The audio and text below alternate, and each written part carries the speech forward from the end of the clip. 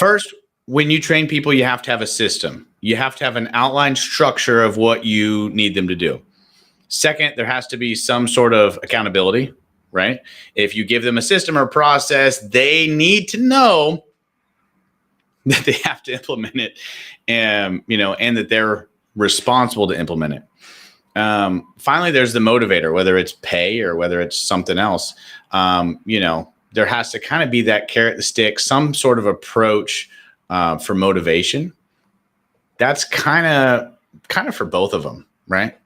Absolutely. The difference I see, and I want to hear your opinion, but the difference I see is the dogs, they're operating at a much lower level mentally, emotionally, right? Yeah. So the dog has no problem working at his potential if you can make him. The human, we just had a guy had to let go at corporate, tons of potential, just told him straight up, hey, dude, you're not at your potential. If you keep bringing your C game, like you will be cut and you won't work here. And he's like, well, this, no, we don't go there. We don't go there. I'm just letting you know, I see your potential. That's why you're brought on. If you don't want to perform there, you're not going to work here. And he got cut.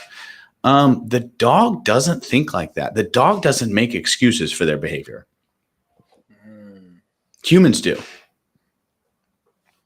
That's really interesting. That's a really, really interesting point. So you're not only working against the behavior with the human, right, but you're also working against the way they're perceiving their own behavior. Yeah, because if you work with enough humans, you can tell when someone's got it and they can be a rock star. But that person gets to decide. Right. They get to decide if they want to step up to the plate and actually work hard and do something great with their life, or if they just want to make a lot of bad decisions and suck. Totally on them. It's totally on them. Yeah. But with the dog, it's a lot more on how you choose to create a framework for them. Correct. If I create a framework for the dog and I shape those behaviors, I can mold the dog because the dog doesn't have that higher level thinking and that motivation problem that the human does. Dogs don't make excuses. Dogs don't make excuses, and they're already motivated. They're motivated by the... Well, so they're motivated by a lot of things. And number one, their instincts and their DNA are going to shape their motivation. That's what I was trying to say, but the words were just... So their DNA, their instincts are going to shape the motivation. So the Basset Hound is going to be motivated differently than the Labrador, right?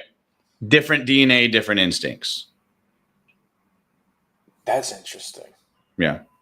That's very interesting.